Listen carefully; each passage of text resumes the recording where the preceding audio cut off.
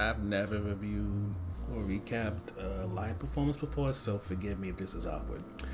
Anyway, taking place barely over a day or two, the coast Starlight is packed with a series of what if conversations that leave you with a sense of longing in a way. To summarize the 90-minute play, on a train heading north to Seattle, TJ faces a series of what ifs. The biggest what if is what if he abandons his post in the Navy and what life would be like for him. But alongside that, there's the what if he talks to a girl named Jane who's across the island this train he's on.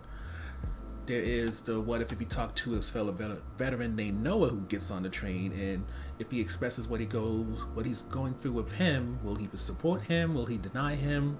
What will happen? Then there's Liz, who comes on after having a very dramatic breakup, and with her having all this life experience, maybe she can guide him in terms of if he does desert the military, how can he have a life? And then following him, there's Ed, who's this guy who, yes, is at a point where his life where it's very hard, yet he has this little minuscule amount of hope, and maybe he can give something to TJ to figure out what to do next. And lastly, there's this woman named Anna. Anna's someone's mom, and TJ, with his parents either dead or, abandoning him a long time ago, his grandma who raised him also dying, maybe this woman can give him some type of maternal wisdom to give him the guidance that he so desperately needs. And throughout this whole play, people give their perspective of one another. There's some actual conversations that are had between characters, and after a certain point you realize that so many conversations go unhad, and they all could have given TJ hope, direction, maybe shamed him into actually going back to the Navy, and it just really makes you think about all the conversations that people imagine having as they look over the people around them, yet they don't have. So the first highlight for us is just going to be the human conversations that I had. Because I wouldn't outright say that Coast Starlight is a comedy, yet you will probably chuckle and giggle with the rest of the crowd.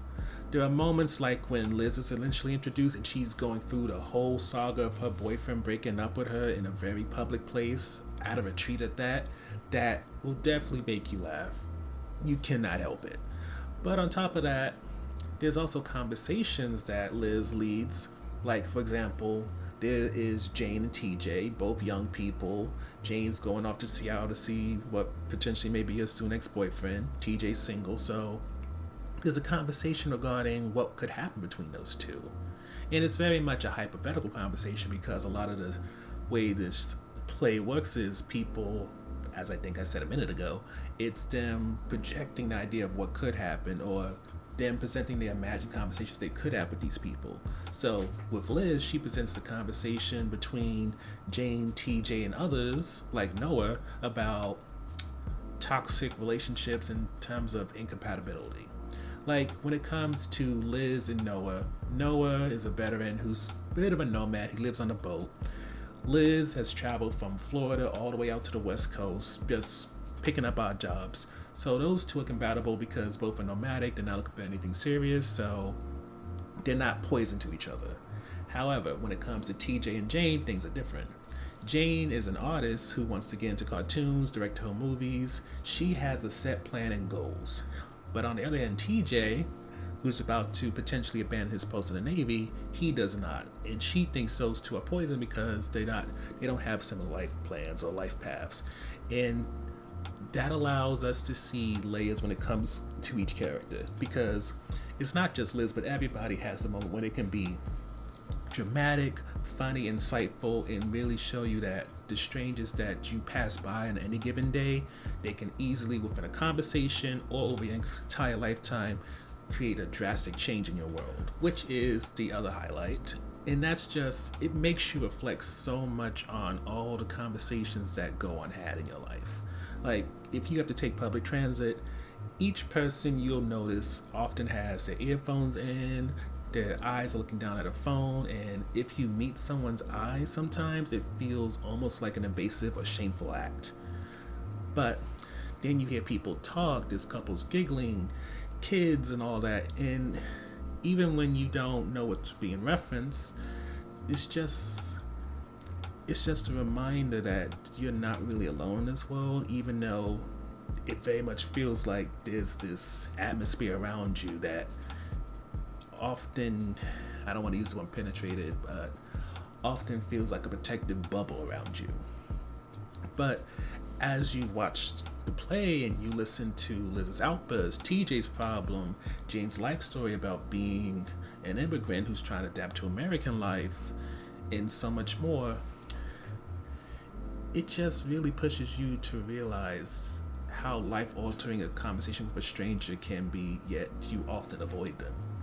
And granted, not everybody's gonna be a lifetime introduction who is someone you know from here to your deathbed, but I think one of the best ways to look at it is, like in TJ's situation, you can be asking for an answer from God, grace, or whatever, and you desperately think that something like ethereal is going to come, and really, the person who has the answer might be a stranger who's been glancing at you but hasn't initiated conversation, and it could just be an angel in disguise who's just waiting for you to really show that you are at that point when you're open to getting the answers that you need.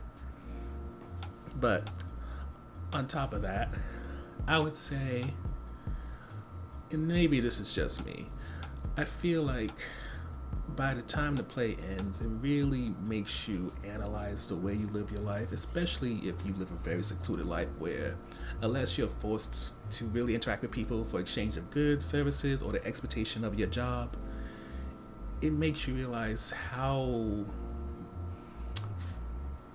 I guess, human connection or the human experience can easily become foreign to you, in that because some of us are literally wearing masks and hiding so much of ourselves in order to kind of present a standoffish leave me alone vibe, perhaps for safety and protection, it really cuts you off in a way that makes it so you're not really living, you're just kind of existing until you reach the end. So the only on the fence issue with us is mainly that as the stage turns 360 degrees, which signals that time is passing, and you hear people give their takes on each other, it can become a little bit difficult to understand when someone's just verbalizing what they're thinking or what they want to say or do, or when something, or rather someone is actually having a real conversation. And part of the reason why this is kind of hard to keep up with is it's not always clear when someone's talking with another person or they're just dreaming out a scenario, and then seating arrangements are changed as new people come on board, or when TJ may go to a different car, and it kind of pushes the idea that maybe this is some unreliable narration, like maybe everything we're watching is more so emotional memory than facts of what actually happened. And I don't know, I still appreciate what is said throughout the whole play and what is given in terms of the emotional impact, but it's a very minor critique. Let me just put it that way. It's sometimes confusing, but it doesn't take away from the overall play. Overall, I'm of the opinion that this Starlight is definitely something that has like a mini-series of film potential, but even aside from what it could be down the road as an adaptation, on its own, it's the type of play that's an experience. One that, especially if your life is filled with stuff that could be more so categorized as distractions or things to do and actual memories and things that make you fulfilled, it can leave you with a sense of longing, but also an appreciation. It'll make you appreciate the people who recognize there are no real boundaries between anybody. You can easily go up to someone and say, hey, you have nice eyes, I like your jacket, or they can even befriend you, similar to how we see kids off the littlest thing decide, I want to be your friend. But, I mean, that's the beauty of it, and that's why we're definitely saying if you're in the New York area, especially the Lincoln Center area, you should definitely go see it.